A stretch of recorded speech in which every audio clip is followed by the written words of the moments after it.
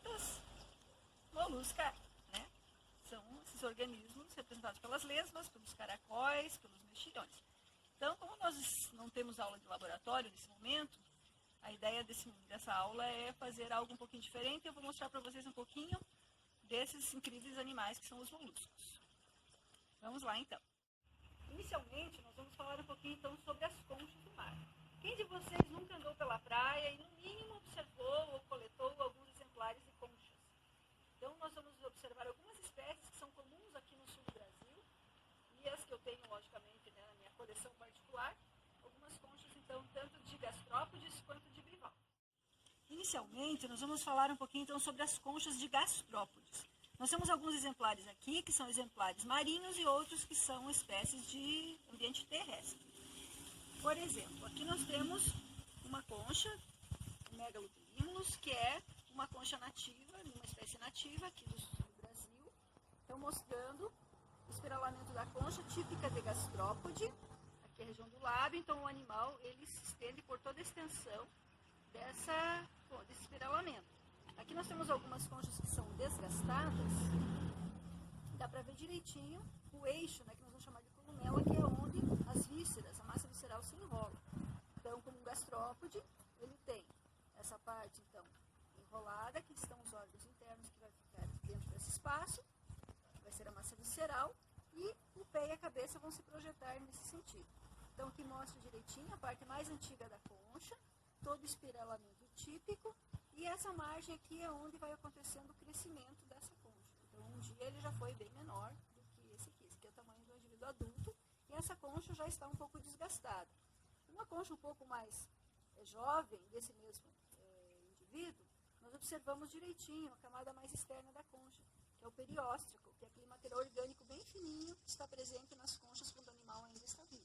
Então, abaixo do perióstrico, nós temos a camada prismática, e internamente a camada mais interna, então a camada nacarada da concha. Então aqui, tipicamente, espécie de um gastrópode terrestre. Então eles são organismos que se respiram por meio de pulmões. Então é um pulmão primitivo, que é na verdade a cavidade do manto fechada, e que mostra então a possibilidade de fazer respiração pulmonar. Aqui nós temos alguns exemplares, então, que são marinhos. Nós temos aqui representantes, né? São conchas já bem desgastadas, foram coletadas na beira da praia. Então, esse aqui é um exemplar de um gênero chamado Stramonita, que é um organismo que ele é predador no costão rochoso. Então, são organismos que vivem sobre as rochas. Esse aqui são exemplares de gastrópodes também. Percebe que as conchas são bem mais ornamentadas. Elas têm bastante, às vezes, projeções, espinhos.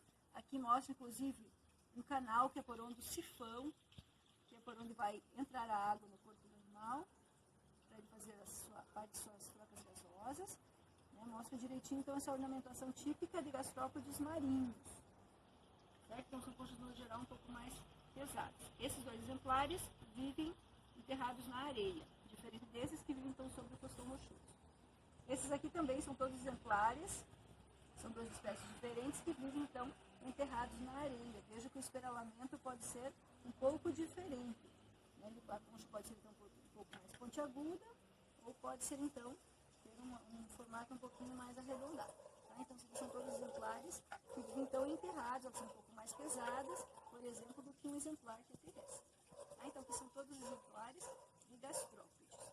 Aproveitando que eu estou falando de gastrópodes, eu vou mostrar os exemplares que são também terrestres, que são, que está fugindo, que são, então, os exemplares de lesmas. Então, aqui nós temos um exemplar de uma lesma terrestre, mostrando, então, tipicamente uma cabeça, com os dois tentáculos, lembrando que os olhos ficam posicionados nas extremidades do tentáculo maior, do mais longo. Aqui, se vocês observarem, ao lado direito do corpo do animal, tem uma pequena corcovinha. Então, nesse caso, esse tipo de lesma, ela tem um resquício de concha, só que ele fica interno, fica por dentro do manto. E se você olhar bem de pertinho, não sei se você consegue aproximar aqui, você vê que tem uma pequena abertura que fica abrindo e fechando, que é o pneumóstomo, que é por onde ocorre, então, a entrada e saída de ar naquele pulmão primitivo que eu falei, que é a cavidade do manto. Então a cavidade do manto é bem vascularizada e aí você consegue perceber direitinho por onde o ar entra e sai nessa espécie.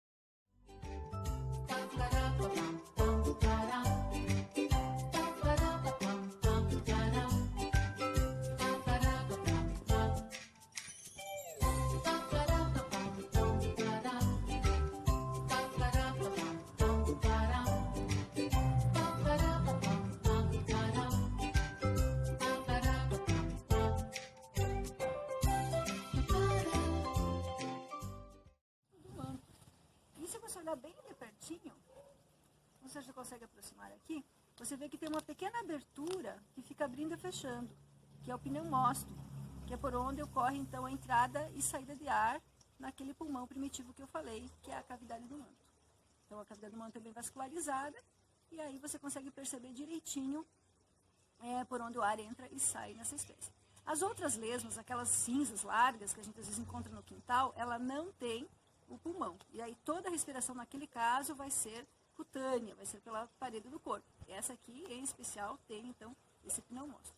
Aproveitar e falar da lesma, nós temos também um caracolzinho que é muito comum nos jardins, que é a bradibena. É uma espécie, então vamos observar aqui, que tem concha, uma concha espiralada externa. Aqui dá para ver direitinho o pé em forma de uma sola rastejadora, toda ciliada. E aqui, então, mostrando que esse animal é bastante ativo, tem essa cabeça bem desenvolvida, com tentáculos, com órgãos de sentido, elas ajudam, então, nesse sentido de deslocamento e busca ativa por alimento. São espécies, tanto a lesma quanto esse caracolzinho, são espécies que são herbívoras. Então, elas utilizam-se da rádula e vão, então, raspando o substrato, vão raspando os vegetais para se alimentar. Certo? Então, dá para ver direitinho aqui por dentro, né, por trás, o pé em forma de sola rastejadora. Certo? Então, esses aqui são representantes terrestres dos gastrópodes.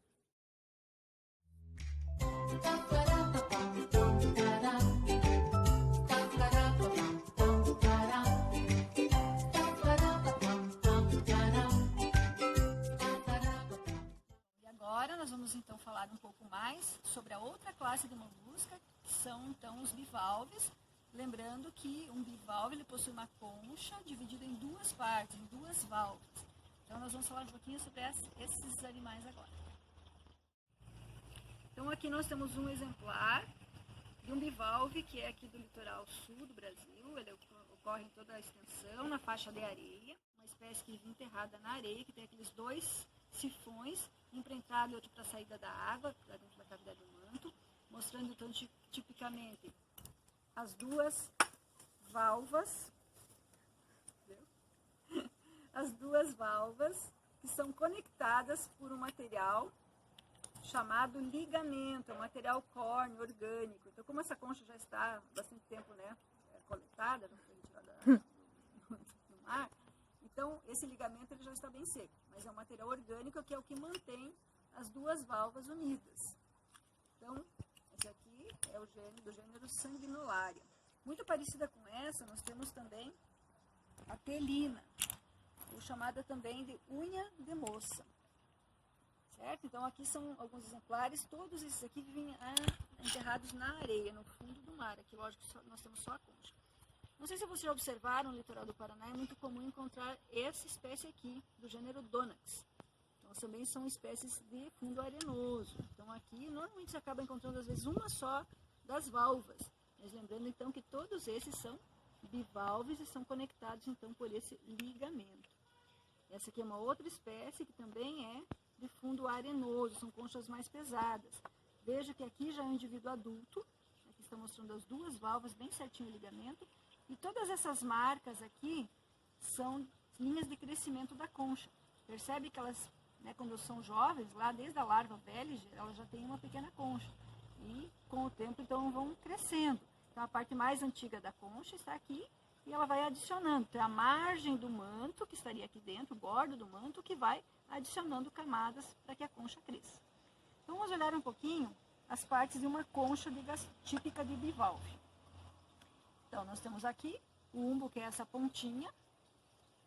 Se olhar então nessa face mais interna, a gente percebe que tem uns dentinhos, que é a charneira, que vai encaixar nos dentículos que são da outra concha. Lógico, o par certo, né? Aqui então o resquício do ligamento. E internamente a gente consegue perceber as marcas, as impressões dos músculos e do manto que estavam aqui quando o animal estava aqui dentro. Então aqui dá para ver direitinho uma marca arredondada, aqui e aqui, que são dos músculos adutores, são os dois músculos que mantêm as conchas fechadas. Lembrando que quando eles estão contraídos, as válvulas ficam fechadas. E quando eles dois músculos relaxam, as válvulas conseguem se abrir. Por quê? Porque aí vai ter o ligamento que vai manter essas válvulas abertas. Outra coisa que a gente pode olhar internamente, além das marcas do músculo adutor, é essa marca da margem aqui do bordo do manto, que faz essa entrada aqui. Esse sino palhal, essa marca aqui, ela é a impressão de onde estavam os sifões quando o animal estava então ativo. Ele estava aqui dentro ainda, então são dois sifões que ficam impressos aqui. E com essas impressões que ficam na concha, é possível saber qual é a concha, qual é a válvula, se é do lado direito ou se é do lado esquerdo. Então uma dica quando você encontrar uma concha na praia é como que você vai saber, por exemplo, qual que é a válvula direita e qual que é a válvula esquerda. Então a dica é, você vai localizar então o umbo, que é essa pontinha, e você vai localizar também a marca dos sifões. Nós vamos posicionar o umbo direcionado para diante, para frente, e a marca dos sifões do teu lado. Percebe que essa válvula encaixa direitinho na mão direita. Isso para trás e essa ponta indicando a frente. Então essa aqui é a válvula direita do animal. Vejam que aqui nós temos, vamos usar a mesma técnica, o umbo direcionando para frente e a marca dos sifões para trás. Percebe que essa aqui é a válvula que está encaixada perfeitamente na mão esquerda.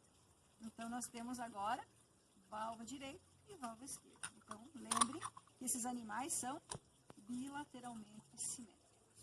Então lá na areia do mar, ele fica, digamos assim, como se estivesse com a cabeça voltada para o substrato. Ele fica enterradinho, mais ou menos assim, lá na praia, e os sifões vão ficar então projetados para fora.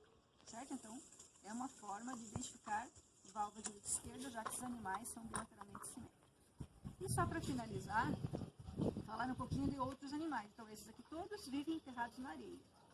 Certo? Esse aqui ele vive apoiado sobre o fundo, da família Petrinidae.